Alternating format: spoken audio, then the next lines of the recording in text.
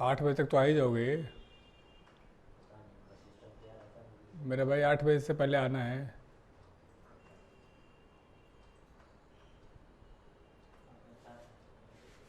शुरू हो गया। गुड इवनिंग दोस्तों। लास्ट क्लास में हमने टॉपिक बताया था कि हम indirect tax of state government discuss करेंगे, और इसको लिख लो सारे टैक्सेस को। और ये हमने लिस्ट में बना दिए थे आपको कि sales tax, VAT, entertainment tax, advertisement tax, और बच्चों toll tax, stamp duty, stamp शुल्क,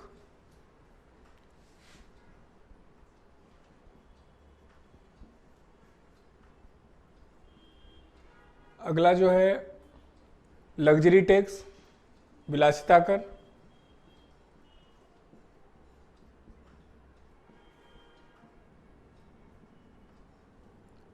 और लग्जरी टैक्स के बाद है अपना ऑक्ट्रॉय, चुंगी कर।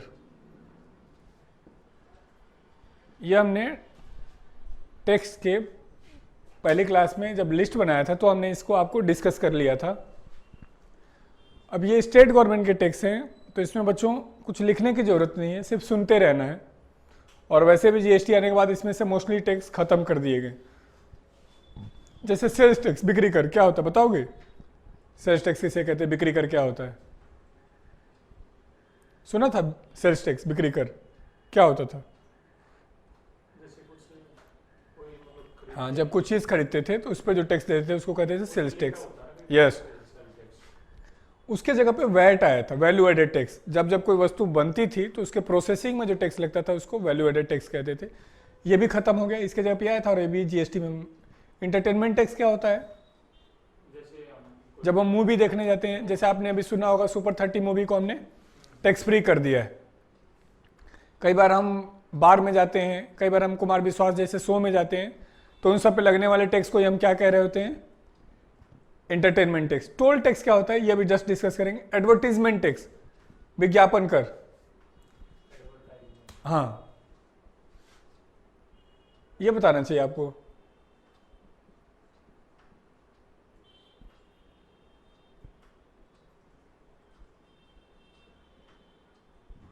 एडवर्टीजमेंट टैक्स, विज्ञापन कर, बताओगे ये? जो टैक्स ऐड पे देते हैं, जैसे मान लो मैंने हिंदू में न्यूज़ पे ऐड दिया, तो जब उसको जो पे करूंगा तो उसके बदले में एक टैक्स भी दूंगा। जो न्यूज़ बच्चों नेशनल लेवल पे आएगा उसका टैक्स कौन देगा? लेगा सेंट्रल गवर्नमेंट। जैसे न्यूज़पेपर के पहले और आखिरी पेज पे आए तो वो टैक्स देने की जिम्मेदारी किसकी है?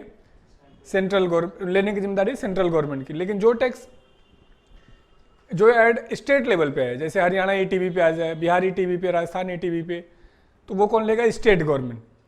मान लो जगह जगह आप देखते होगे कि बड़े बड़े होर्डिंग्स लगे होते हैं, तो उस पर जो टैक्स लगता है वो कौन लेता है? State government.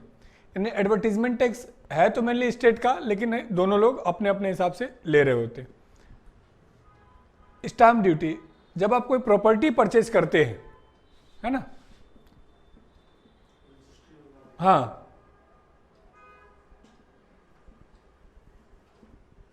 तो उस पर लगने वाले टैक्स को हम लोग क्या कहते हैं? स्टैंप ड्यूटी कह रहे होते हैं। लग्जरी टैक्स क्या होता है? जब आप 3 स्टार या उससे ऊपर के होटलों में जाते हैं तो उस समय लगने वाले टैक्स को हम लग्जरी टैक्स कहते हैं। महंगी गाड़ी खरीदें तो भी लगेगा, यानी जो हम लग्जरी पर्पज के लिए जो चीज़ें यूज करें। अब हमें सीखना है ऑक्ट्रॉय, और उससे पहले सीखना है टोल टैक्स। आपने इसको बताएंगे टोल टैक्स क्या होता है?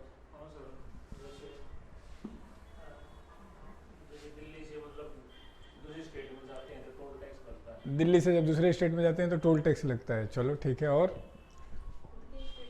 खुद के स्टेट में भी तो लगता है। अच्छा, टोल की जो बच्चों एग्जैक्ट हिंदी है वो होता है पथ। और टोल को हम 2 तरीके से डिस्कस करते हैं। टोल टैक्स, टोल कर, और दूसरा टोल चार्ज, टोल शुल्क।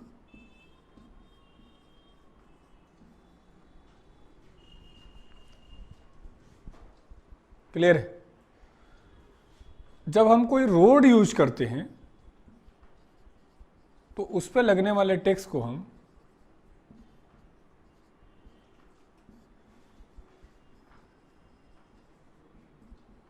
क्या कहते हैं? Toll charge. एक मिनट लिखना, बाद में थोड़ा समझ लो। जैसे मान लो आपको लखनऊ जाना है, तो एक तरीका सरकार के जो पुराने रोड थे उससे आप जा रहे थे, तो आपका टाइम ज़्यादा लग रहा था, तो आपने सरकार को कहा कि जी हमारा टाइम ज़्यादा लग रहा है, हमें कुछ अच्छा रोड दो। तो सरकार ने अच्छा आपको अच्छा रोड चाहिए, आप इसके बदले में थोड़ा पे कर देंगे। हमने कहा जी पे कर देंगे। तो अब एक तरीका था सरकार खुद पैसे लगाती। सरकार ने खुद ना लगा करके किसी प्राइवेट को कंपनी को कहा कि ऐसा करो तुम बनाओ, है ना, और उसको चलाओ और कमाओ और फिर हमें दे दो। इसको कहते हैं बिल्ट ऑपरेट एंड ट्रांसफर। बनाओ, चलाओ और लौटाओ। जैसे आपने देखा हो, सुना हो, गुड़गांव टोल फ्री हो गया है। क्या मतलब है? पहले सरकार कंपनी ने पैसा लगाया, कंपनी ने कमाया और उसके बाद उसको हमने क्या कर दिया? टोल फ्री कर दिया। क्लियर है?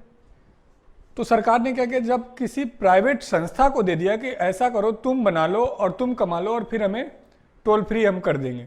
तो जब जब हम इस रोड से गुजरेंगे तब तब लगने वाले टैक्स को हम क्या, चार्ज को क्या कहेंगे? Toll charge.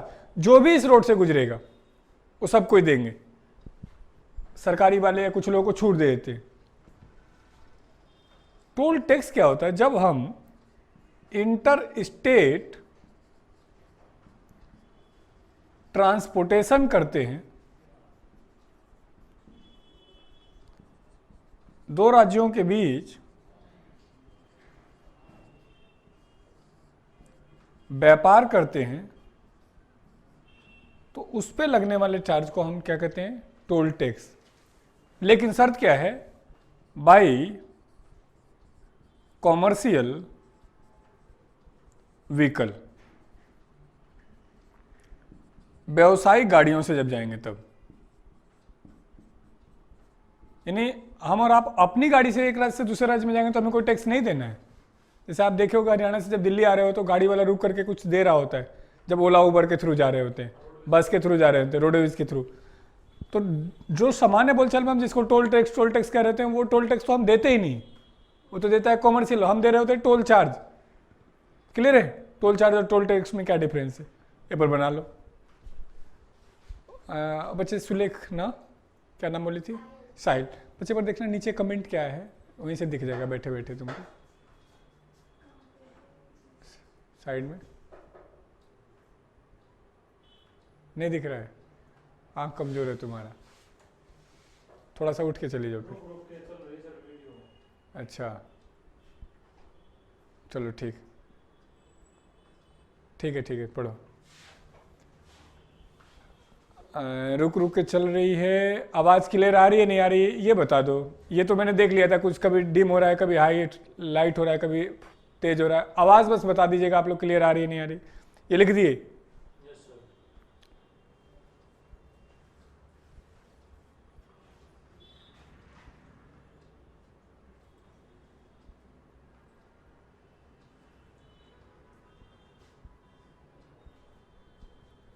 तो आप क्लियर कर लोगे कि इसे टोल टैक्स और टोल चार्ज में क्या डिफरेंस है? ठीक।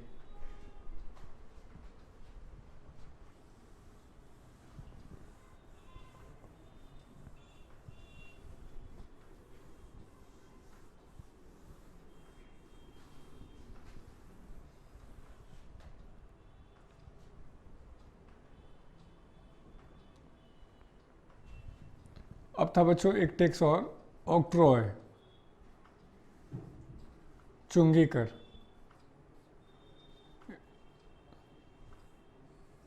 अब देखा करें जब सब्जी मंडी में, सब्जी मार्केट में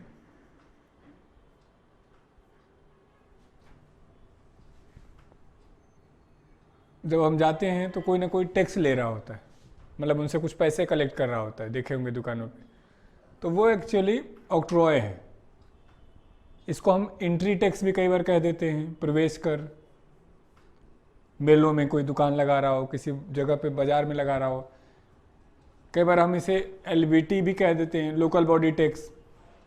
अलग अलग स्टेट में अलग अलग नाम से जानते हैं। दिल्ली में जैसे हम इसको एमसीडी टैक्स के नाम से जान रहे हैं, मुंबई में हम इसको लोकल बॉडी टैक्स के नाम से जान रहे हैं। तो ऑक्ट्रॉय क्या हो गया, इट इज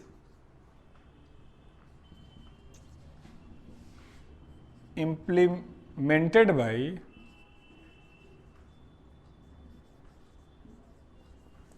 local government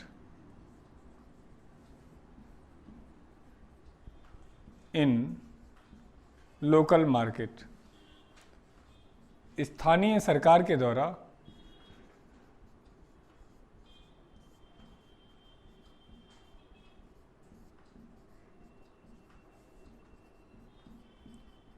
स्थानीय बाजार में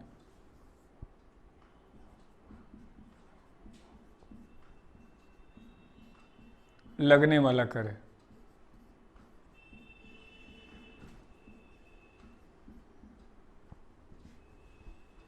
क्लियर है? लोकल मार्केट में जो लोकल टैक्स लगाते हैं उसको। तो ये तो हुआ स्टेट गवर्नमेंट के जो टैक्स थे, वो लिखना कुछ भी नहीं था, सिर्फ समझना था। अब हमें मेनली जो सीखना है यहाँ पर, वो सीखना हमें जीएसटी के बारे में, है ना। अब एक क्वेश्चन आया है, उन्होंने शायद पीडीएफ को किया है कि कैनन ऑफ टैक्सेशन क्या है। तो ये बच्चों एक बार आया हुआ एसएससी का क्वेश्चन है, एडम स्मिथ ने इस पॉलिसी को दिया था। तो ये हमें बस एज ए आंसर याद कर लेना है, जो भी है। इस तरह के क्वेश्चन अब नहीं आएंगे, आप देखेंगे तो पुराना क्वेश्चन है। ये टैक्स लगाने की एक पॉलिसी का उदाहरण है। तो आपसे क्वेश्चन पूछा गया कि निम्नलिखित में से कौन सा कैनन ऑफ टैक्सेशन का एग्जाम्पल नहीं है। तो उसका मतलब है कि टैक्स लगा, जैसे ऐसे समझो, टैक्स कैसे लगाया जाए। ईजी लगाना चाहिए, ईजी लगे नहीं लगे, लो रेट पे लगे हाई रेट पे लगे, लो रेट पे मल्टीपल टैक्सेशन हो या एक ही टैक्स हो, एक ही हो, कॉम्प्लेक्स हो या इजी हो, इजी हो। तो ये सारा का सारा पॉलिसी आता है किसमें, कैनन ऑफ टैक्सेशन में। एडम स्मिथ ने एक पॉलिसी दी थी कि ये चीज़ें टैक्स में होना चाहिए था। तो क्वेश्चन था कि निम्नलिखित में से कौन सा कैनन ऑफ टैक्सेशन की पॉलिसी का उदाहरण नहीं। तो इसको आप ऐसे समझो कि पॉलिसी ऑफ टैक्सेशन को हम कैनन ऑफ टैक्सेशन कह रहे हैं। आप लोग भी जब करेंगे क्वेश्चन तो समझ में आएगा क्या मतलब है। उस बच्चे ने पूछा तो मैं बता रहा हूँ। अब एक हेडिंग डालिए जीएसटी।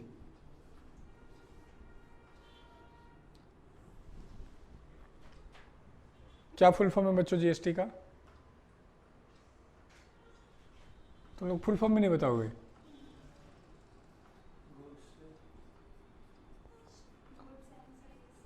यस, पूरे देश में कोहराम मच गया, तुम लोग पता ही नहीं।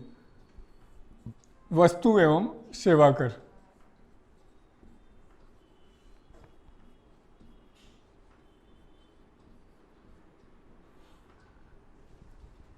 Goods and service tax.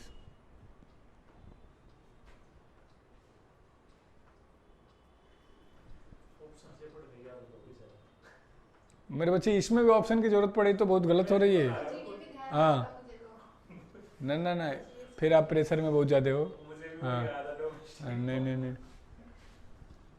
अब इसमें के बारे में कुछ फैक्चुअल बातें पहले लिख लेते हैं, फिर इसके उसको डिटेल सिखाएंगे। तो लिखो, GST was firstly implemented by France. GST को सर्वप्रथम फ्रांस ने लागू किया था। फर्स्टली इम्प्लीमेंटेड बाय फ्रांस, सर्वप्रथम फ्रांस ने लागू किया था।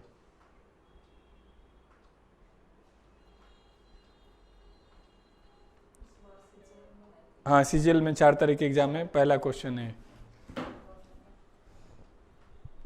इन 1954, 1954।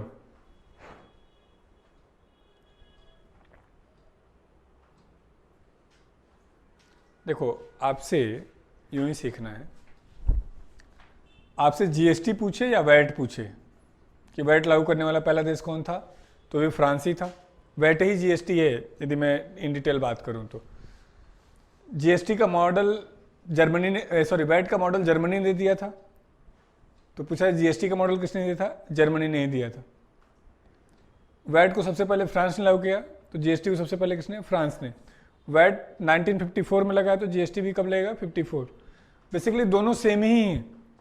तो हम आपसे एग्जाम में चाहे वैट पूछें चाहे जीएसटी पूछें, दोनों का आंसर सेम चलेगा। अब क्वेश्चन है कि वैट को फ्रांस ने लागू किया, सॉरी या जीएसटी को फ्रांस ने लागू किया, तो भारत ने भी लागू किया है, तो भारत का जीएसटी का मॉडल कहाँ से लिया गया है? नहीं, तो लिखो इंडियन जीएसटी मॉडल, भारत के जीएसटी का मॉडल,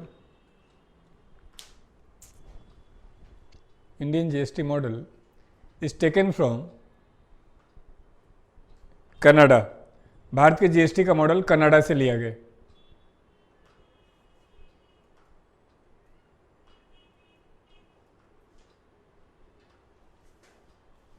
दूसरा, क्या जीएसटी कॉन्स्टिट्यूशन में है, जीएसटी संविधान में है? तो जवाब है कि हाँ। तो लिखो GST added in article 279A, GST को अनुच्छेद 279A में शामिल किया गया। 279A, it was added by 101 Constitutional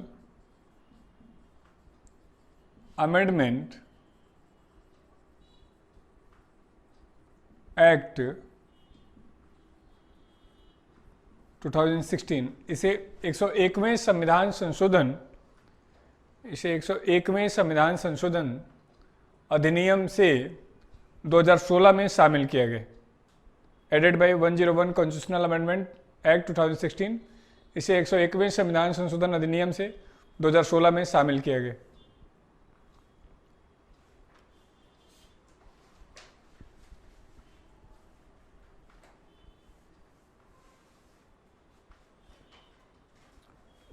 परंतु इम्प्लीमेंटेड ऑन 1 जुलाई 2017, परंतु इसे 1 जुलाई 2017 को लागू किया गया। 1 जुलाई 2017, 1 जुलाई 2017 को लागू किया गया।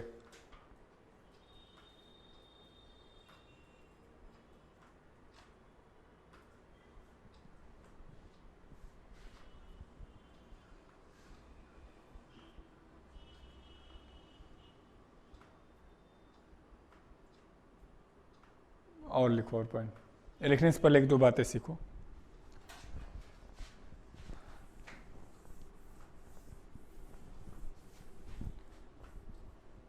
जब भी कोई लॉ बनता है तो बच्चों उसके इनिशियल फेज को हम कहते हैं बिल, विधेयक।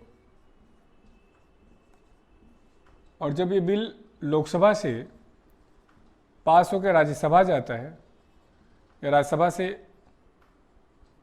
प्रेसिडेंट के पास जाता है, और जब तीनों जगहों से पास हो जाता है तो इसको कहते हैं एक्ट, अधिनियम। और जब लागू हो जाता है तो इसी को कहते हैं लॉ, कानून। क्लियर है? तो जो जीएसटी था वो 122वें नंबर पे प्रस्तुत किया गया था, लेकिन पास हुआ था 101वें नंबर पे। तो कुछ बुकों में आपको ऐसे मिल जाएगा 122वां अधिनियम, वो गलत है। जब तक पास नहीं हुआ तब तक तो सही है, यानी पुरानी बुक है वो। अब पूछा जाए तो कौन सा अधिनियम? 101वां। और लागू हुआ है बच्चों कब? 1 जुलाई 2017 को। इसीलिए हम 1 जुलाई को क्या मना रहे हैं? तो हम मनाते हैं जीएसटी डे, जीएसटी दिवस के रूप में। क्लियर है? अब देखो, कुछ अधिनियम, कुछ संशोधन ऐसे होते हैं जो लोकसभा से पास होकर राज्यसभा जाते हैं और राज्यसभा से राष्ट्रपति चले जाते हैं, और फिर पास हो जाते हैं तो लॉ बन जाते हैं, एक्ट बन जाते हैं। लेकिन कुछ संशोधन ऐसे होते हैं कि जो लोकसभा और राज्यसभा से पास होने के बाद राज्यों के पास भी जाते हैं, और जब मोर देन 50% स्टेट इसको पास कर देंगे तब राष्ट्रपति पास करेगा तो लॉ बनेगा। तो क्वेश्चन आता है जीएसटी को यहां से समर्थन देने वाला, पास करने वाला पहला राज्य कौन सा था?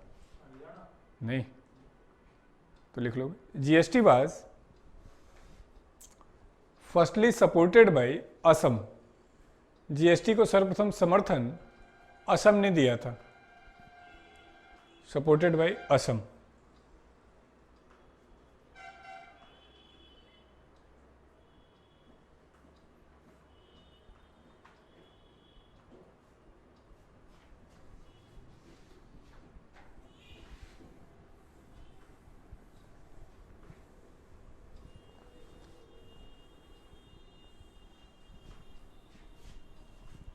हालांकि जीएसटी जब 1 जुलाई 2017 को लागू हुआ है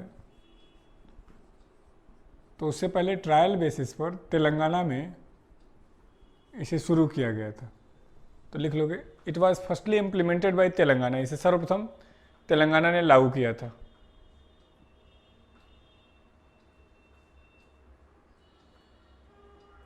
दोनों अलग अलग क्वेश्चन है, पहला समर्थन किसने किया, पहले किसने लागू किया, है ना, तेलंगाना। अब देखो जीएसटी के रेट्स क्या हैं, किस किस दर से लग रही है, अलग अलग वस्तुओं पर अलग अलग। जैसे हम लोग कोचिंग में पढ़ा रहे हैं आपको, तो यहाँ पे 18% जीएसटी है। ये 1000 रुपये से कम का शर्ट खरीदने जाओगी तो 5% है, 1000 रुपये से ज़्यादा का जाओगे तो 12% है ना। तो हर चीज़ के लिए अलग अलग जीएसटी का रेट हमने डिसाइड किया हुआ। जैसे किसी के लिए ब्लड खरीदते हैं हॉस्पिटल से, तो उस पर भी जीएसटी लगता है 18% के रेट से। पहले ये कम था तो जीएसटी में बढ़ गए। तो इसी तरीके से क्या क्या दरें हैं जीएसटी की, तो लिखो रेट्स ऑफ जीएसटी, जीएसटी की दरें 5%, 5%, 12%, 18%, 28%। तो कई बार एग्जाम में पूछ लेगा कौन सा रेट नहीं है ना, ऐसे करके कुछ और दे देगा ऑप्शन, या ऑप्शन 4 बना दिया कौन कौन सी दर है, 5%, 10%, 15, 20, 7, 8, 9 ऐसे करके, है ना। चलो अगला है, कौन सी चीज़ है जिस पर जीएसटी नहीं लग रहा है, तो लिखो GST not implemented on, GST not implemented on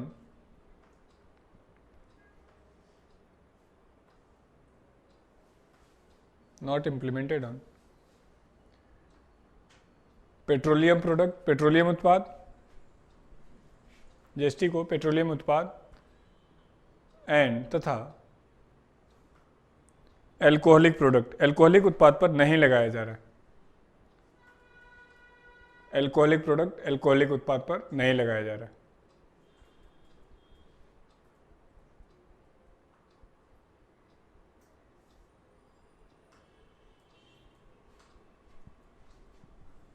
चलो,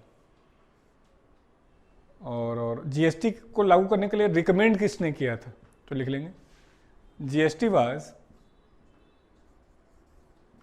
recommended by Vijay Kelkar committee. GST का सुझाव विजय केलकर समिति ने दिया था। ये इंपॉर्टेंट पॉइंट, बल्कि सारा इंपॉर्टेंट है इस समय तो जीएसटी।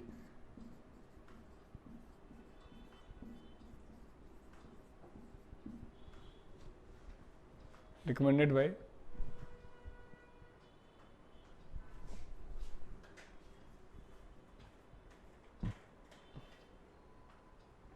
विजय केलकर कमेटी, विजय केलकर समिति ने दिया था।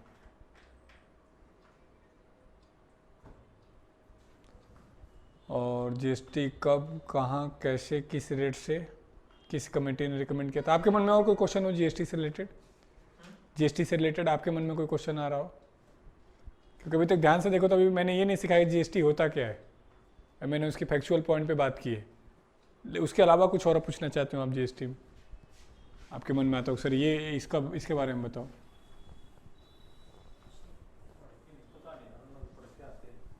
नहीं पढ़ के क्या, अभी दिमाग लगाओ कि ऐसे ही थोड़ी ना होता है, नहीं तेज दिमाग काम करना चाहिए। अच्छा ऐसा भी होता है सर, ऐसा बताओ तो एक बार। ऐसे सारे डेड हो चुके हो, इनएक्टिव हो चुके हो, मतलब इनर दिमागी काम नहीं।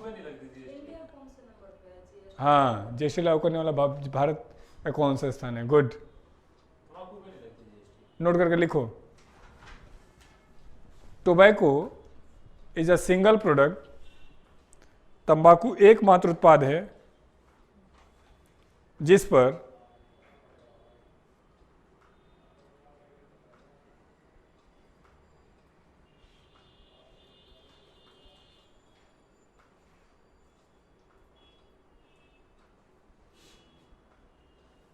जिस पर उत्पाद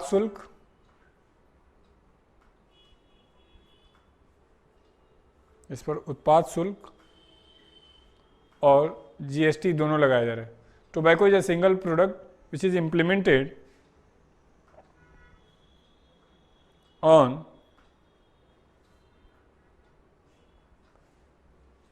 या implemented by excise and GST both, इस पर एक्साइज और जीएसटी दोनों लगाया जा रहा है।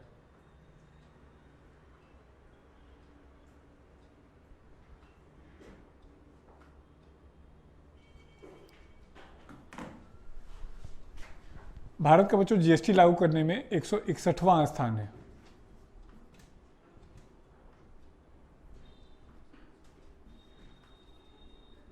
तो लिखो, India is a 101 country to implementation of GST. GST को लागू करने में भारत का 161वां स्थान है। वो है मेरे भाई, हरियाणा पूरे राज्य में एक साथ लागू हुआ ना, एक देश में। चलो, ये एक अच्छा क्वेश्चन पूछिए थे तुम। वैट तो पहले वैट लागू करने वाला हरियाणा पहला था। चलो, अब सीखते हैं एग्जैक्टली जीएसटी क्या है। तो एक तरीका है कि डायरेक्ट बताएं, दूसरा थोड़ा तुम लोग को एक वीडियो दिखाते हैं, थोड़ा सा आसान हो जाएगा जीएसटी क्या होता है।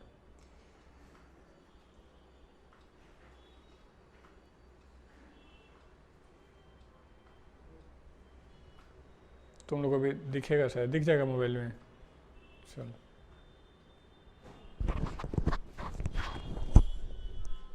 सबको 2-2 चॉकलेट्स दे दी, साथ में टिंकू को भी दोबारा चॉकलेट्स दो। ये एक रात पहले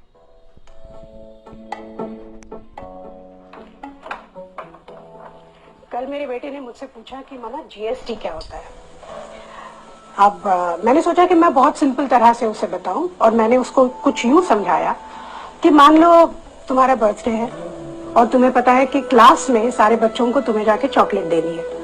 तो डैडी एक रात पहले ही चॉकलेट का पैकेट लाए हैं। दूसरे दिन डैडी तुम्हें लेके घर से बाहर निकले स्कूल जाने के लिए, लेकिन पड़ोस की रश्मि आंटी तुम्हें मिल गई। उनका बेटा टिंकू तुम्हारे ही क्लास में पढ़ता है।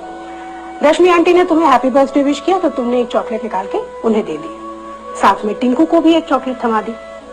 अब तुम दोनों स्कूल पहुंचे, डैडी ने स्कूल में छोड़ा और जाते समय हैप्पी बर्थडे बोलकर निकल गए।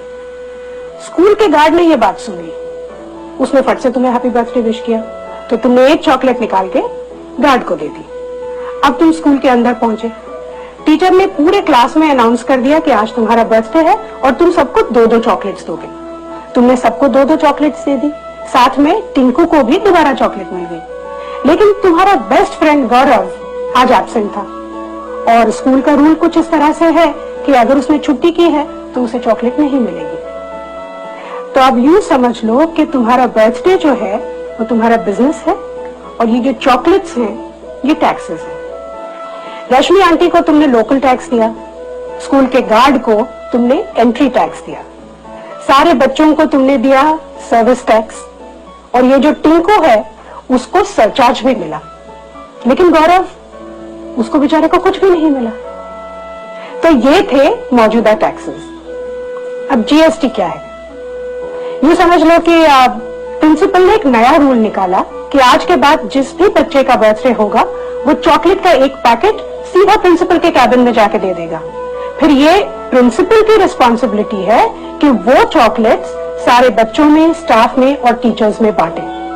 इससे 2 चीजें होती हैं, एक तो वो चॉकलेट बराबर सबको मिलती है, और इसमें चॉकलेट बांटने का जो समय होता है वो भी बच जाता है। जीएसटी यही है बस, अलग अलग जगहों पे, अलग अलग विभागों में अलग अलग टैक्स देने की जगह एक ही जगह पर एक ही टैक्स दो। अब कितना अच्छा आइडिया है ये, लेकिन इसमें किसी टिंकू का नुकसान होता है, इसीलिए वो विरोध करता है। लेकिन इसमें ज्यादा से ज्यादा लोगों का फायदा ही है। अब समझ गए जीएसटी क्या होता है? अगर अभी भी नहीं समझे तो चॉकलेट खाओ, खुद जान जाओ। कुछ समझ में आया क्या जीएसटी क्या है? लोग पहले अलग अलग टैक्स लगते थे, डायरेक्ट सबको मिला के एक जन है वो GST जितना उन्होंने एग्जाम्पल बताया उसमें से कोई डायरेक्ट टैक्स था क्या? नहीं, सारे के सारे इनडायरेक्ट टैक्स थे। यदि आप लिस्ट देखोगे जो हमने आपको पढ़ाया है तो उसमें आपको एक भी डायरेक्ट टैक्स का एग्जाम्पल नहीं मिलेगा। तुम्हारा छूट गया है, तुम वीडियो दिखा देंगे पुराना वाला, तुम्हारा कवर हो जाएगा। तो लिखो, पहला, GST is the unified form of all indirect taxes. GST में सभी अप्रत्यक्ष करों को शामिल किया गया। GST is the unified form of all indirect taxes. GST में सभी अप्रत्यक्ष करों को शामिल किया गया। Unified form of all indirect taxes, सभी अप्रत्यक्ष करों को शामिल किया गया। क्लियर है? अब थोड़ा सीखते हैं कि कुछ टैक्स ऐसे हैं जो नहीं हैं। अब कौन कौन से टैक्स हैं, क्या हैं? तो एक छोटा सा पॉइंट सीखो कि सेंटर और स्टेट के बीच पावर को बांटने के लिए कॉन्स्टिट्यूशन में 3 लिस्ट बनाए गए हैं। एक है यूनियन लिस्ट, जिसको हम सामान्य बोलचाल में कहते हैं संघ सूची। दूसरा है बच्चों स्टेट लिस्ट, राज्य सूची। और तीसरा है कॉन्करेंट लिस्ट, समवर्ती सूची। कॉन्करेंट लिस्ट, समवर्ती सूची।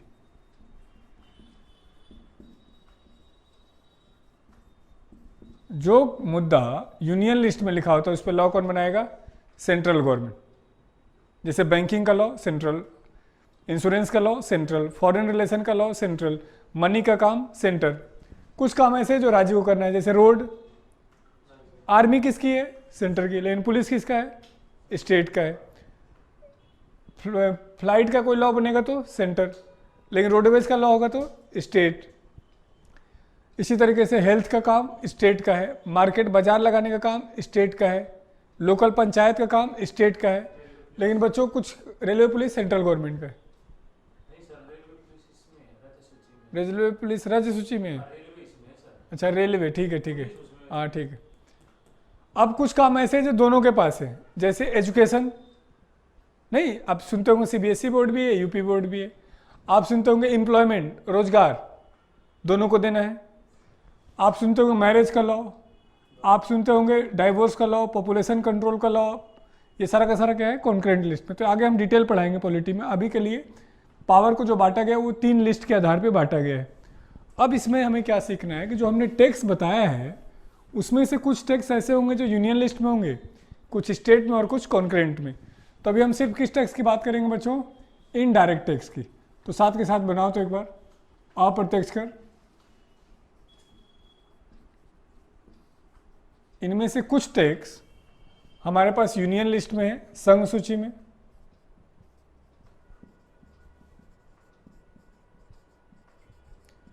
कुछ टैक्स बच्चों स्टेट लिस्ट में है, राज्य सूची में।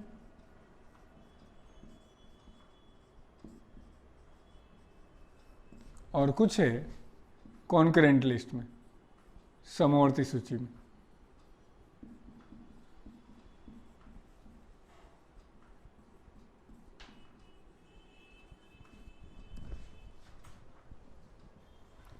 तो वो मैटर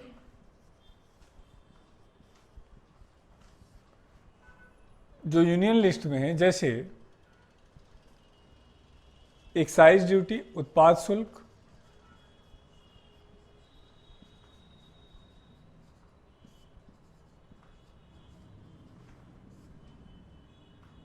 सर्विस टैक्स, सेवा कर,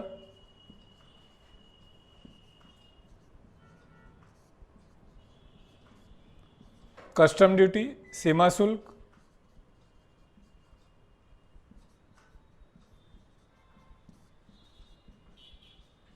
और सेंट्रल सेल्स टैक्स, केंद्रीय बिक्री कर,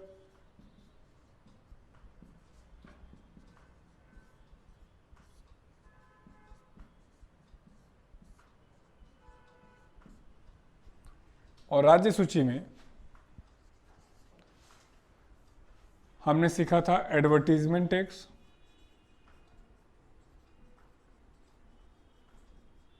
विज्ञापन कर,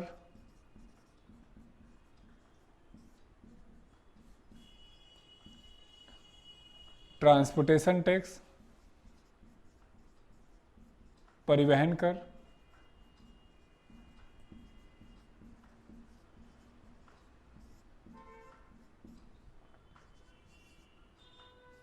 एंटरटेनमेंट टैक्स, मनोरंजन कर, सेल्स टैक्स, बिक्री कर,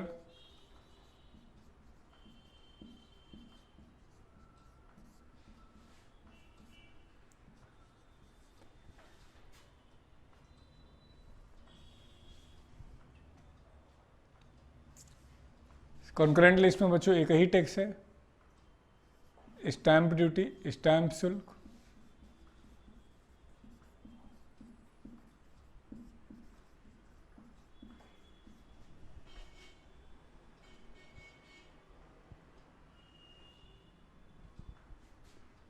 बिक्री कर, और ऑक्ट्रॉय, चुंगी कर,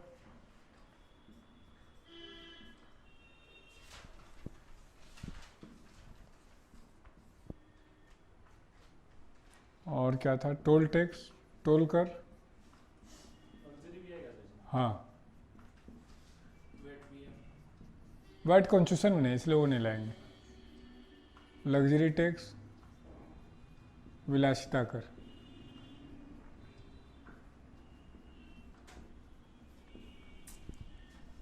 लिख दिया यहाँ तक। अब थोड़ा यहाँ सीखो क्या मतलब है।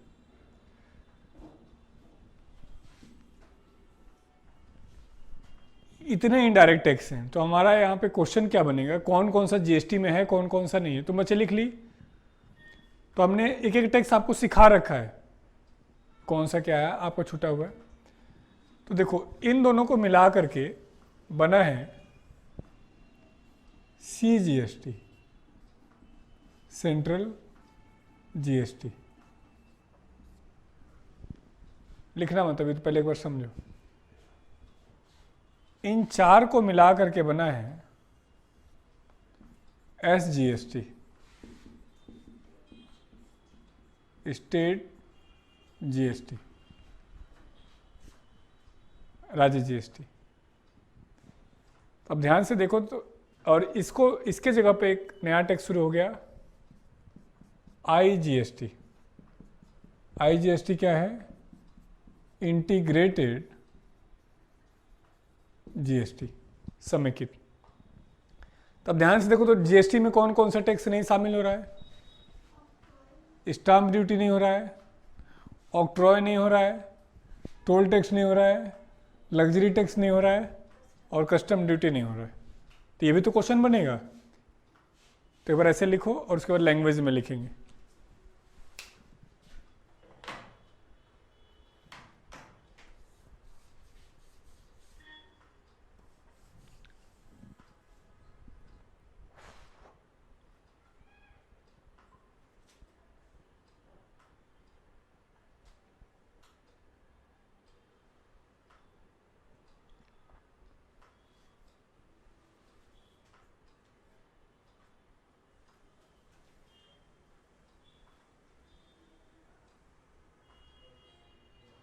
इंटीग्रेटेड को क्या बोलते हैं? समेकित।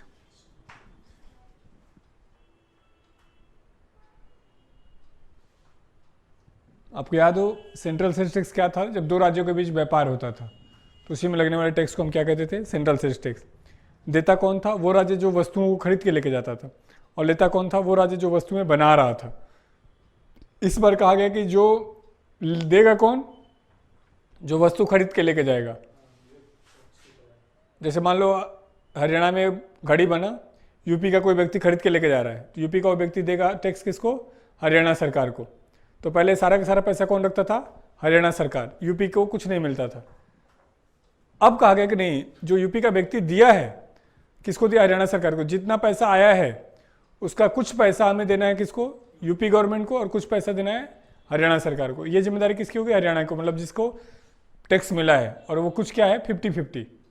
तो मतलब क्या हो गया, सेंट्रल सेल्स टैक्स में सारा का सारा पैसा वो लेता था जो वस्तु बेच रहा था। इस बार जितना पैसा आएगा उसका आधा पैसा उसको मिलेगा जिस राज्य के व्यक्ति ने वस्तु खरीदा है, और आधा पैसा उसको मिलेगा जो बेच रहा है। और खरीदने वाला ही देगा दोनों। देगा तो खरीदने वाला ही, बस बटेगा दोनों में, यह मतलब है। तो अब लिखो, भारत में जीएसटी 3 स्तरों पर लगाया जा रहा है। In India GST implemented at 3 level. भारत में जीएसटी 3 स्तरों पर लगाया जा रहा है। चला लो ऐसे, इम्प्लीमेंटेड एट 3 लेवल।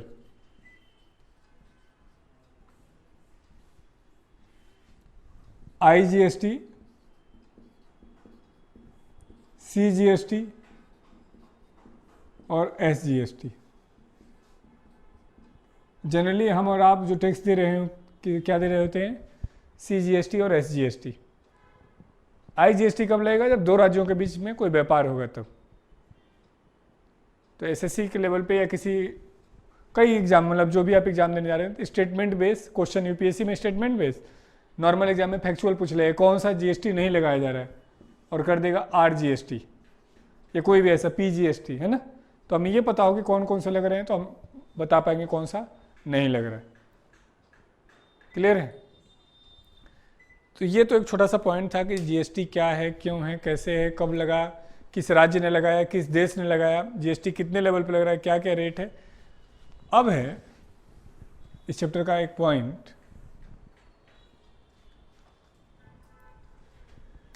कि सरकार को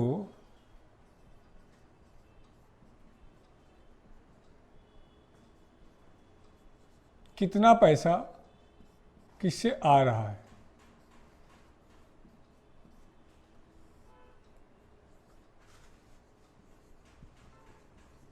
जैसे आपके एग्जाम में आता है क्वेश्चन कि सरकार को सबसे ज़्यादा पैसा किस टैक्स से आता है, किस टैक्स से आता है, बताओ। आप लोग को पढ़ा रखा है,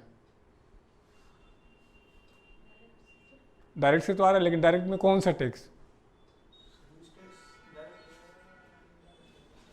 तो यही नहीं सीख पाया यार। सर्विस टैक्स डायरेक्ट है, इनडायरेक्ट। सबसे ज़्यादा पैसा आ रहा है बच्चों कॉरपोरेट टैक्स से, निगम कर से। इस बार के बजट 19-20 की बात चल रही है। पूरे टैक्स का 21% आ रहा है कॉरपोरेट से, दूसरा है जीएसटी 19%, तीसरा है इनकम टैक्स आयकर,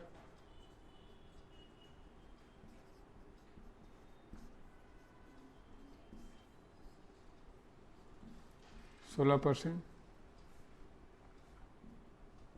और अगला एक्साइज ड्यूटी उत्पाद शुल्क,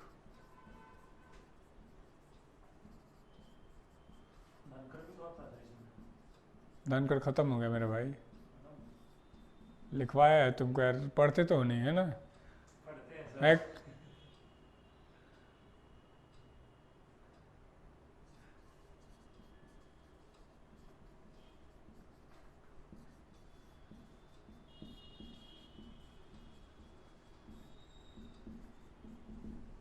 ये भारत सरकार के मेन टैक्स के सोर्स।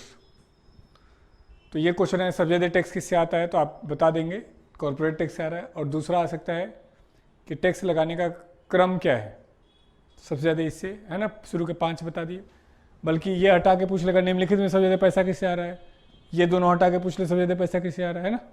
तो कितना पैसा हुआ जोड़ के देखो तो टोटल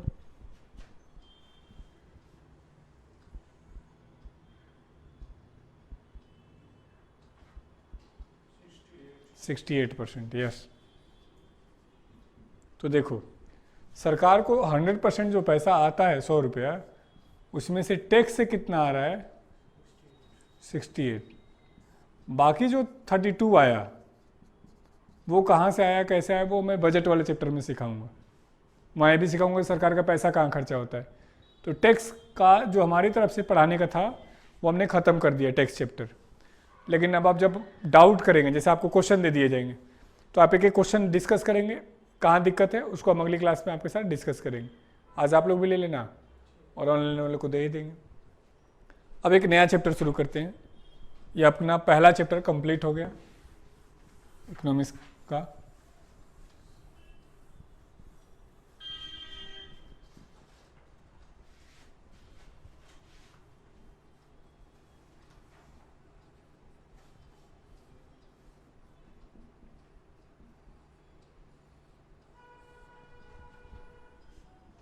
बताएंगे बाजार क्या होता है?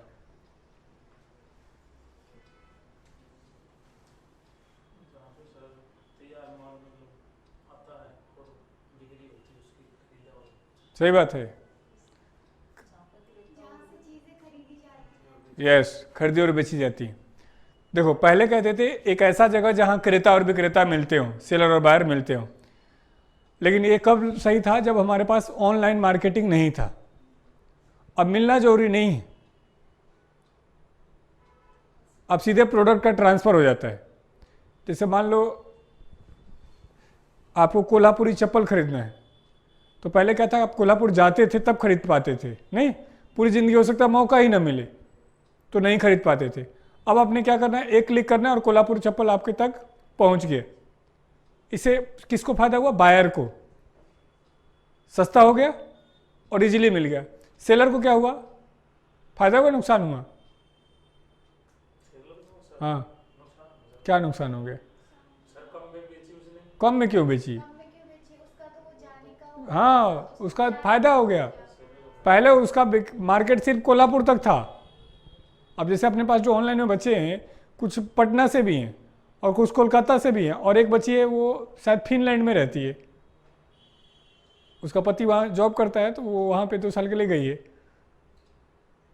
तो ये ऑनलाइन ने इजी किया नहीं किया? मैंने यही बोला था कि तू अब क्या फिनलैंड में चले गई, तू भी तो, तुझे नौकरी चाहिए। कह रहे सर टेम्परेरी आए ना, आना तो वापस इंडिया ही पड़ेगा, अगर नहीं सरकारी नौकरी पड़ेगी। मैं ठीक है पढ़ लो। तो ये ऑनलाइन मार्केटिंग ने इजी किया नहीं किया? पहले तो यहाँ आना था तब पढ़ पाते थे, समझ पा रहे हैं? तो ऑनलाइन मार्केटिंग से दोनों को फायदा हुआ। उस बायर को सस्ता प्रोडक्ट मिल गया और सेलर का मार्केट बढ़ गया। शर्त क्या है? क्वालिटी होनी चाहिए। अब हमसे ये नहीं पूछ रहा, हमसे पूछ रहा है लॉ ऑफ मार्केट क्या है, बाजार का नियम किसे कहते? बाजार का नियम, इसी का दूसरा नाम है लॉ ऑफ एम्प्लॉयमेंट।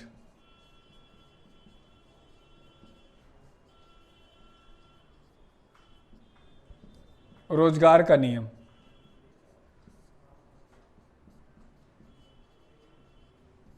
इसी का तीसरा नाम है सेज लॉ, से का नियम। क्योंकि लॉ किसने दिया था? जेबी से ने दिया था। तीनों नाम से जानते हैं, लिख लो। Law of employment, law of market और सेज लॉ, से का नियम।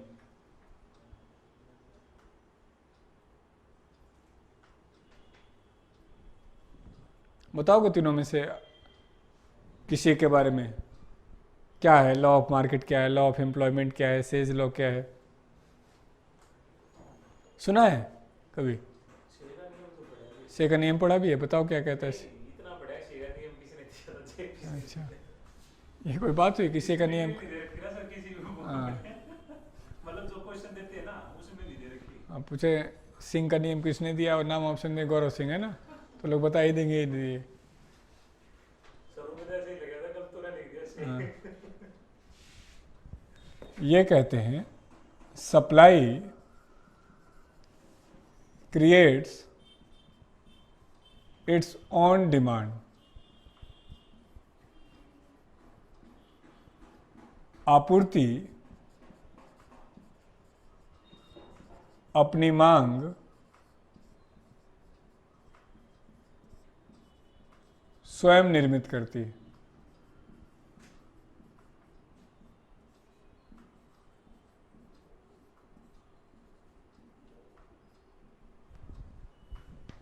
Supply creates it's on demand, आपूर्ति अपनी मांग स्वयं निर्मित करती।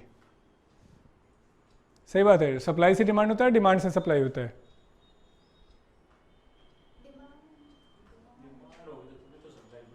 पहले डिमांड या पहले सप्लाई? पहले डिमांड। अच्छा,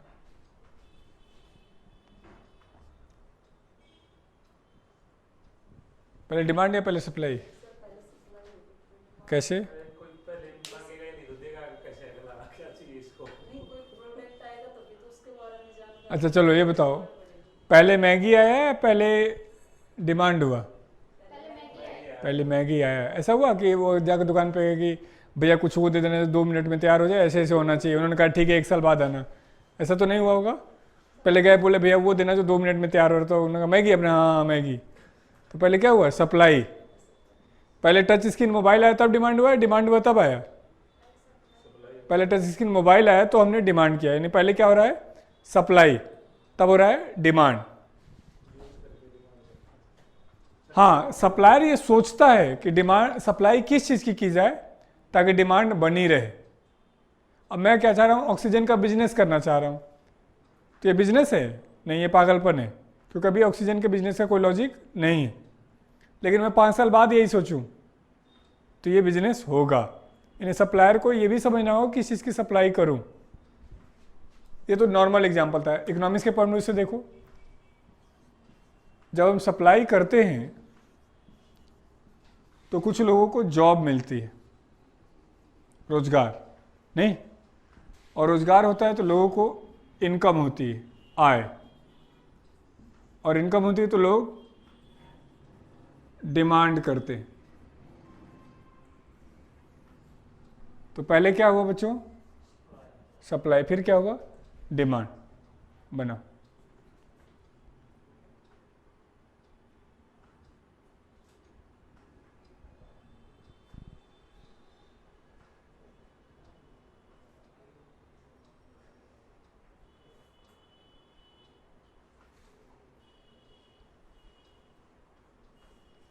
एक है make in India. Make in India सुना?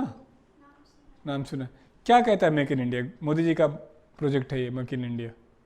क्या कहना चाहते हैं Modi ji make in India में? डिजिटल इंडिया तो अलग है बच्चे। मेक इन इंडिया में कह रहे हैं कि आप आइए हमारे वहाँ बनाइए और हमारे वहाँ ही बेचिए। तो विदेशी कंपनी पूछ रही है कि हमें क्या फ़ायदा होगा आपके वहाँ के बनाने से? नहीं। तो आप बताओगे क्यों विदेशी कंपनी को भारत आके बनाना चाहिए? आपको तो जॉब मिल जाएगा, लेकिन विदेशी कंपनी को क्या फ़ायदा होगा? तो जैसे अभी हम सबके पास एप्पल फ़ोन है? नहीं है, नहीं, लेकिन जब 2 साल बाद आप ऑफिसर बन जाएंगे तो होगा। तो अभी क्यों नहीं है? क्योंकि अभी अपने पास इनकम नहीं है। तो इनकम कब होगा? जब हमें जॉब मिलेगा। तो हमने कंपनियों से कहा कि यदि आप आके सिर्फ एप्पल बेचेंगे तो फ़ायदा नहीं होगा, आप यहीं बना के बेचिए। तो जब यहाँ बना के बेचेंगे तो लोगों को जॉब मिल जाएगा, तो जॉब मिल जाएगी तो लोगों की इनकम हो जाएगी, तो ऑटोमेटिक एप्पल खरीदने वालों की लोगों की संख्या बढ़ जाएगी। समझ पा रहे हैं? तो ये है पूरा मेक इन इंडिया का। अभी भारत के साथ दिक्कत क्या हो रहा है? भारत इस पर काम कर ही नहीं रहा है और सिर्फ डिमांड किए जा रहा है। जैसे अभी हम रक्षाबंधन मनाने जा रहे हैं, तो रक्षाबंधन जो मना रहे हैं वो राखी कहाँ से आने जा रहा है? चाइना से। हम दिवाली मना रहे हैं तो पटाखे कहाँ से आ रहे हैं? चाइना से। हम होली मना रहे हैं, कलर कहाँ से आ रहा है? चाइना से। यानी हमारे वहाँ डिमांड तो है, लेकिन बच्चों हम सप्लाई पे नहीं काम कर पा रहे। नहीं, यदि हम सप्लाई पे करते तो हमारे पास जॉब होता और देश में अनएम्प्लॉयमेंट की प्रॉब्लम नहीं होती। तो हमने, भारत के लोग एज ए सरकार ये सब भूल गए, सिर्फ डिमांड किए जा रहे हैं, तो बेरोजगारी तो रहेगी रहेगी। जबकि त्यौहार क्यों मनाया जाता है? त्यौहार इसलिए मनाया जाता है कि ताकि मार्केट में पैसे का फ्लो बढ़े। तो हम त्यौहार मना रहे हैं और फायदे में कौन आ रहा है? चाइना। समझ रहे बात को? तो एक तो हुआ कि लॉ ऑफ मार्केट क्या कहता है, इसी को लॉ ऑफ एम्प्लॉयमेंट भी कह रहे हैं, और इसको दिया किसने था? सीएनएम, इसलिए हम सेज का लॉ भी कह रहे हैं। अब पूछ रहे हैं कि क्या लॉ ऑफ मार्केट फेल भी हो सकता है? तो जवाब है कि हाँ, फेल भी हो सकता है। तो लिखो, कंडीशन ऑफ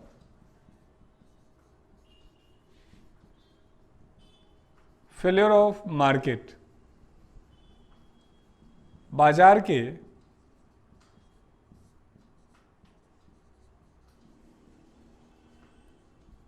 असफल होने की स्थिति।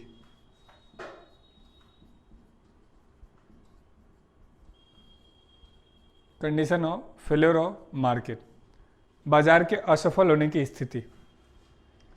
तो कब मार्केट फेल होगा? एक्सेस सप्लाई पे, एक्सेस डिमांड पे? तो लिखो is excess supply in market, बाजार में आपूर्ति का मांग से अधिक हो जाना।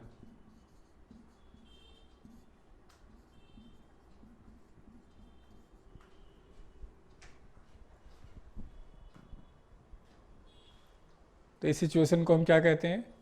मार्केट के फेल हो जाने की। यदि मान लो सिर्फ आप दुकान खोल लो और उतने कस्टमर ना आए तो बर्बाद होना है। आप डिमांड जनरेट करिए, सप्लाई अपने आप जनरेट होगी। जनरली हम और आप क्या करते हैं? सप्लाई बढ़ा रहे होते हैं। इसी कंडीशन को इकोनॉमिक्स क्या कहता है? इस बार सीपीओ में क्वेश्चन था, यूपीएससी में भी आ चुका है, रिसेशन। तो लिखो जनरली, सामान्यतः, this condition is known as recession, सामान्यतः इस अवस्था को मंदी की अवस्था कहते हैं। This condition is known as recession, इस अवस्था को मंदी की अवस्था कहते हैं।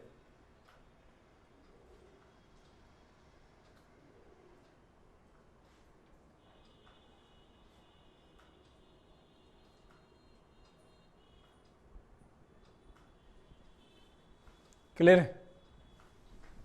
तो दो बातें सीखी हमने, एक तो लॉ ऑफ मार्केट क्या कहता है, लॉ ऑफ मार्केट फेल कब होता है, और उल्टा रिसेशन किसे कहते हैं। अब आ जाओ, हेडिंग डालो, टाइप्स ऑफ मार्केट, बाजारों के प्रकार। टाइप्स ऑफ मार्केट, बाजारों के प्रकार। बाजार कितने प्रकार के होते हैं? तो देखो, बाजार को हम कई तरीके से बांट सकते हैं। मान लो हम प्रोडक्ट वाइज बांटें तो हम बोलेंगे बुक मार्केट, फिश मार्केट, है ना। एक होता है होलसेल मार्केट, थोक बाजार, और एक होता है रिटेल मार्केट, खुदरा बाजार। हम जो यहाँ बांटने जा रहे हैं वो बांटने जा रहे हैं नंबर ऑफ सेलर, लिखना मत, एंड बायर के बेस पर, क्रेता और विक्रेता के आधार पर। तो क्रेता विक्रेता के आधार पर हम मेनली मार्केट को 5 प्रकार से बांटेंगे। तो पहला लिखो, परफेक्ट कंपटीशन मार्केट, पूर्ण प्रतियोगी बाजार। परफेक्ट कंपटीशन मार्केट, पूर्ण प्रतियोगी बाजार।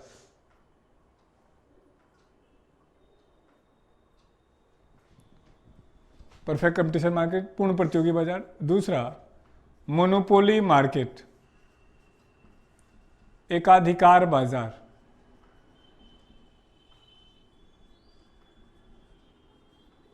मोनोपोली मार्केट, एकाधिकार बाजार।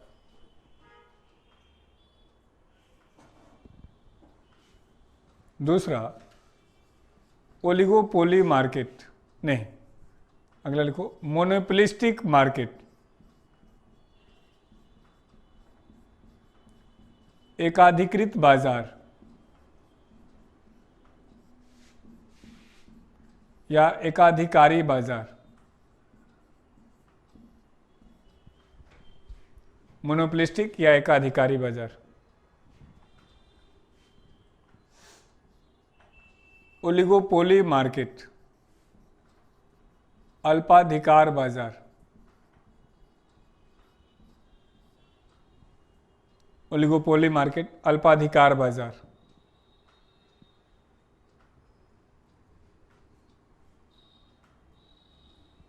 और नेक्स्ट है डुओपोली मार्केट, द्वैधिकार बाजार।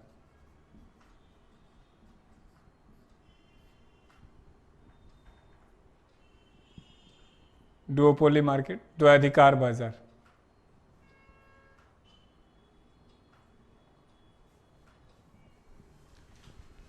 चलो पहला लिखो, परफेक्ट कंपटीशन मार्केट, पूर्ण प्रतियोगी बाजार।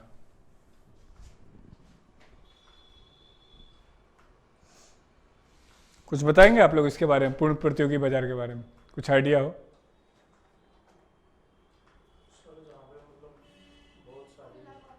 खुला कंपटीशन, एक बार जाना देखना बाहर यूट्यूब पे चल रहा है क्या, या टीवी में बंद हो गया? खुला बाजार, पूर्ण प्रतियोगी बाजार, तुम बच्चे बताओगे? ये तो सुना भी नहीं होगा इस तरीके का। तो तुमने 12वीं में क्या किया हुआ है? अच्छा, पीसीएम। अभी बीएससी कर रहे हो, बीए कर रहे हो? कौन से ईयर में हो? चलो फिर तो ठीक। और कुछ बताओगे इस मार्केट के बारे में? नहीं।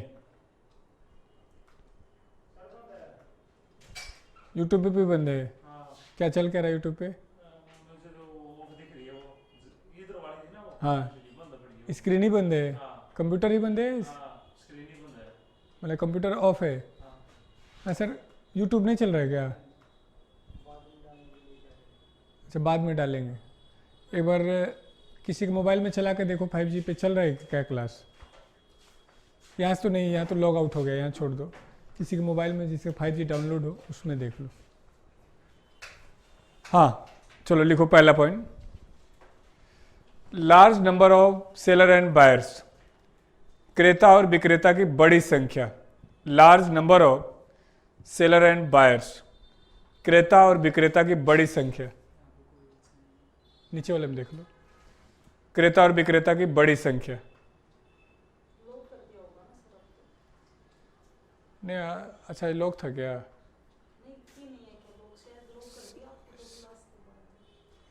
नहीं मैंने तो मना नहीं है, यहाँ पे है तो चला लेना, फिर कहाँ उसको परेशान कर रहे।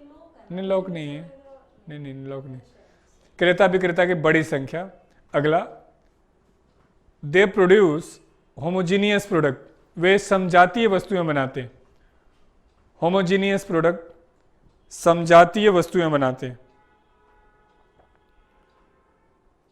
होमोजीनियस प्रोडक्ट, समजातीय वस्तुएं बनाते हैं। होमोजीनियस मीन्स, समजातीय का अर्थ है same in taste and same in quality, स्वाद और गुणवत्ता में समानता पाई जाती है।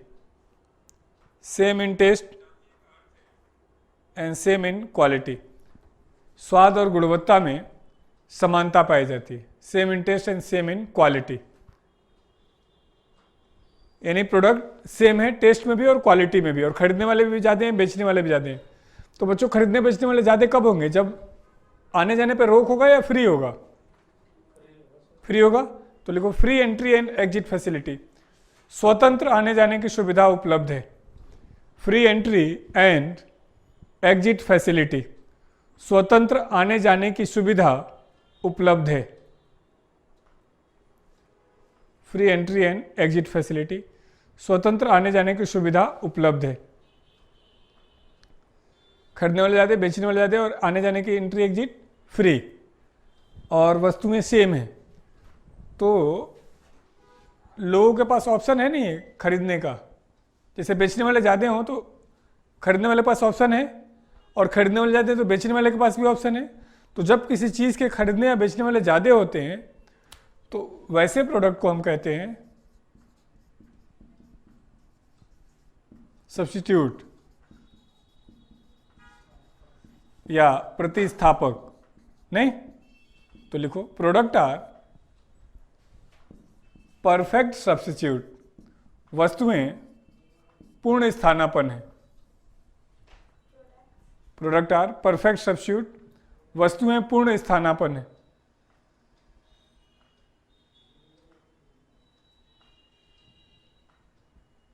खरीदने वाले ज़्यादा, बेचने वाले ज़्यादा, प्रोडक्ट का परफेक्ट सब्स्टिट्यूट।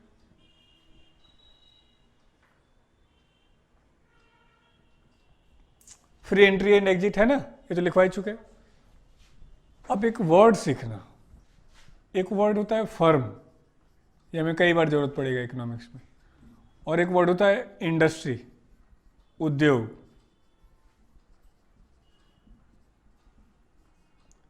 फर्म होता है सिंगल यूनिट, एक इकाई को हम क्या कहते हैं बच्चों? फर्म। और इंडस्ट्री होता है ग्रुप ऑफ फर्म।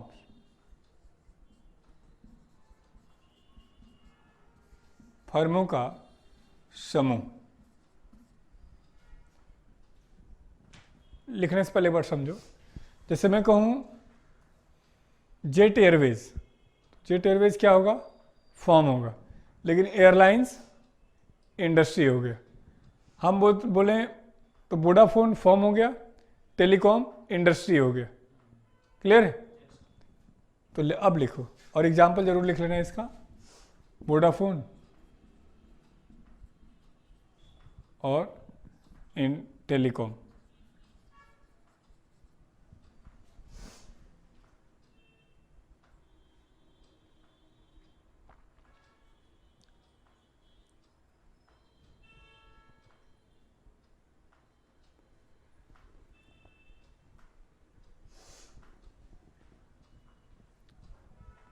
अब समझिए,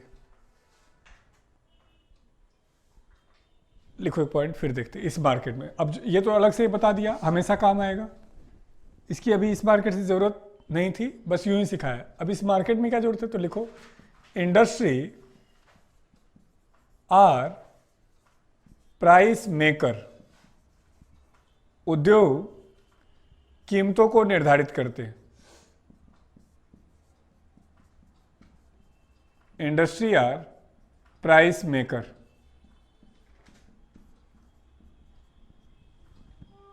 प्राइस मेकर एंड तथा firm are price taker. Firm कीमतों को स्वीकार करते हैं। Firm are price taker. Firm कीमतों को स्वीकार करते हैं। इंडस्ट्री बच्चों डिसाइड करे और फर्म एक्सेप्ट कर रही। तो सोच के देखो, इंडस्ट्री ने डिसाइड किया है तो सबके लिए सेम डिसाइड करेंगे या अलग अलग? सेम करेंगे। यही एग्जाम में आता है सबसे अधिक। क्या? तो लिखो same price is the main feature of perfect competition market. कीमतों में समानता इस बाजार की सबसे महत्वपूर्ण विशेषता है। Same price is the main feature of perfect competition market. कीमतों में समानता इस बाजार की सबसे महत्वपूर्ण विशेषता है। समझे? यही क्वेश्चन आता है, किस मार्केट में कीमतें समान होती?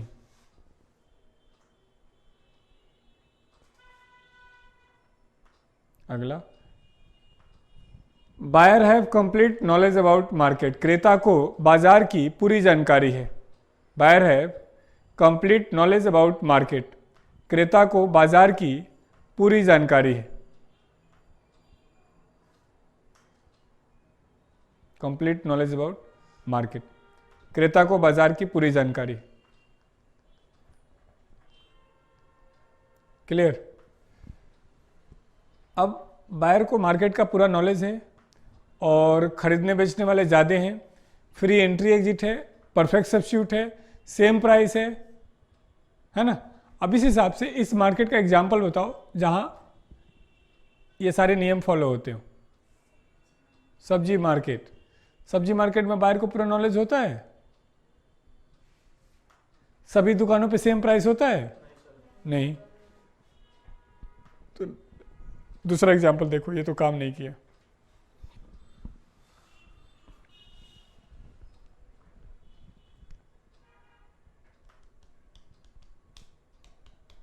ऑनलाइन वाले आप लोग भी बता सकते हो भाई, बताओ इस मार्केट का कोई एग्जाम्पल।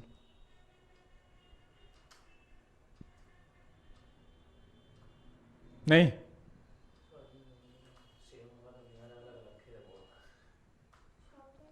शॉपिंग मॉल में बायर को पूरा नॉलेज है, फिर कुछ भी टैग लगाया, कुछ भी सेल लगा के बेच दिया।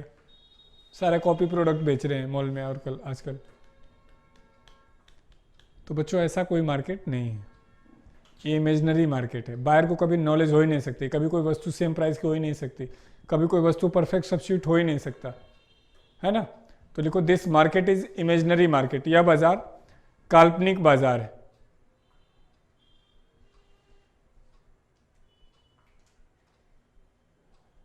काल्पनिक बाजार है। तो क्वेश्चन है कि फिर ऐसा मार्केट पढ़ाया क्यों जा रहा है? तो बच्चों इकोनॉमिक्स एज्यूम कर रहा है कि एक ऐसा मार्केट बनाएंगे जहां सारी विशेषताएं पाई जाएंगी। तो ऐसे मार्केट को हम क्या कहना चाह रहे हैं? परफेक्ट कंपटीशन मार्केट, पूर्ण प्रतियोगी बाजार। क्लियर है?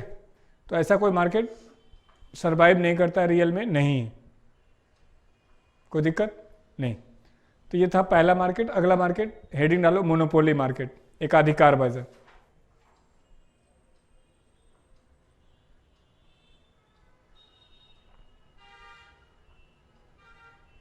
तो ये अगली क्लास में देखेंगे। अब जितना बताया उसमें से कहीं कुछ पूछना हो आपको तो वो देखो। एक्साइज ड्यूटी बच्चे जब कोई वस्तु बनाते हैं तो उस पर लगने वाले टैक्स को एक्साइज ड्यूटी कहते हैं। जैसे मान लो ये घड़ी बनाना था, ये स्केच पेन बनाना है, तो इस समय जो टैक्स लगेगा वो अब तो लगता ही नहीं है। अब तो ये मर्ज हो गया किसमें, जीएसटी में। बस कुछ चीज़ों पे एक्साइज लगता है, शराब बनाने पे और पेट्रोलियम प्रोडक्ट के बनाने पे, उन पे लगता है जी, जिन पे जीएसटी नहीं लगता। तंबाकू पे भी लगता है। तंबाकू एकमात्र देश का प्रोडक्ट है जिसपे जीएसटी भी लग रहा है और एक्साइज भी लग रहा है। और कोई क्वेश्चन? बस, तो चलो आज के लिए इतना ही रखेंगे। गुड नाइट, फिर अगली क्लास में देखते हैं।